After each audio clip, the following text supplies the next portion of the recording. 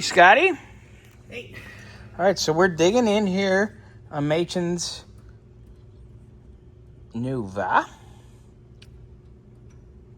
And Scotty's working on rebuilding the positive lead off the battery. We did verify that the battery does have voltage. It has 12.6. We actually verified it when they were still here, so they saw that it had voltage still. Yep.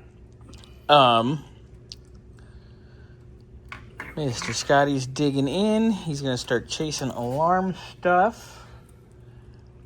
I'm not going to disconnect anything, but I was going to at least unscrew, bolt, etc. this mess here.